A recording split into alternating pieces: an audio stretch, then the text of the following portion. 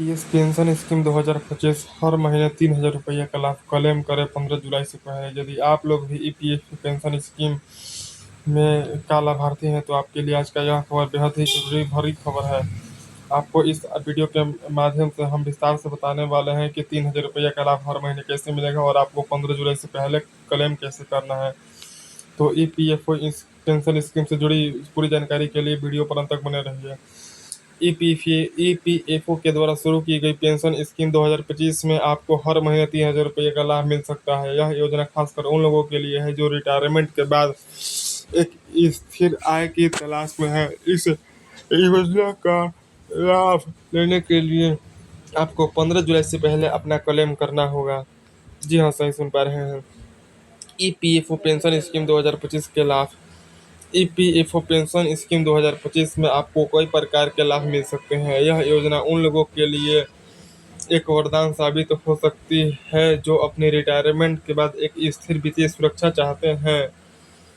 हर महीने 3,000 रुपये की पेंशन इसका लाभ है। आवेदन की सरल प्रक्रिया, बिना किसी जोखिम के निवेश, सरकार द्वारा समर्थित है, लंबी अवधि के लिए स्थिर आय, वृद्धावस्था में वित्तीय सुरक्षा।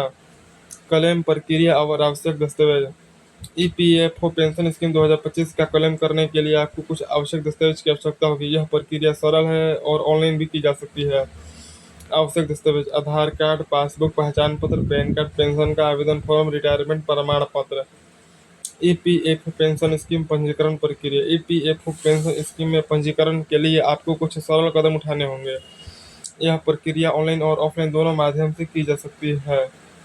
ऑनलाइन के द्वारा वेबसाइट पर जाए, ईपीएफओ की आधिकारिक वेबसाइट पर जाए, फॉर्म भरें, आवश्यक जानकारी फॉर्म में भरें, आवश्यक दस्तावेज को अपलोड करें, क्लेम सबमिट करें, आवेदन सबमिट करें, स्वीकृति की प्रतीक्षा करें, स्वीकृति मिलने का इंतजार करें, पेंशन प्राप्त करें। पेंशन आपके खाते में जमा होगी प्रत्येक महीने में।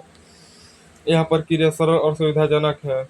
देखिए क्या लिखा है। पेंशन योजना के लिए पात्रता मानदंड। ईपीएफओ पेंशन स्कीम का लाभ उठाने के लिए पात्रता मानदंड निर्धारित किए गए हैं। यह जरूरी है कि आप इन मानदंडों को पूरा करते हो। पात्रता मानदंड: उम्र 60 वर्ष या उससे अधिक, ईपीएफओ सदस्य, न्यूनतम 10 वर्ष की सेवा, रिटायरमेंट का प्रमाण पत्र, आवश्यक दस्तावेज, नागरिकता भारतीय।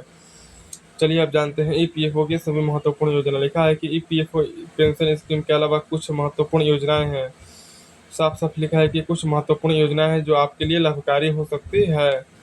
देखिए ईपीएफओ की योजना देखते हैं। ईपीएफओ पेंशन योजना, ईडीएलआई बीमा योजना, ईपीएस योजना, ग्रेच्युटी योजना, सामाजिक सुरक्षा योजना। अब देखिए ईपीएफओ पेंशन स्कीम के बारे में अक्सर पूछे जाने वाले प्रश्न। ईपीएफओ पेंशन स्कीम कैसे काम करती है? ईपीएफओ पेंशन स्कीम में आपके द्वारा किए गए योगदान के आधार पर पेंशन की गणना की जाती है। ईपीएफओ पेंशन स्कीम का लाभ कौन ले सकता है? इस योजना का लाभ वे लोग ले सकते हैं जिनका ईपीएफओ खाता है और निर्धारित पात्रता मानदंड को पूरा करते हैं। साथ ही पेंशन स्कीम में आवेदन करने के लिए कौन सा दस्तावेज चाहिए? आपका आधार कार्ड, पैन कार्ड, पासबुक और रिटायरमेंट प्रमाण पत्र की आवश्यकता होगी। ईपीएफओ पेंशन स्कीम का लाभ कब से मिलता है? आपका क्लेम स्वीकृति होने के बाद पेंशन इसका लाभ नियमित रूप से आपके खाते में जमा होती है।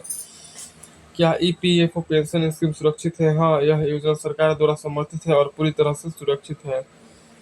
साथ ही ईपीएफओ पेंशन स्कीम का शुरुआत 15 जुलाई मतलब कि 2025 में की गई थी।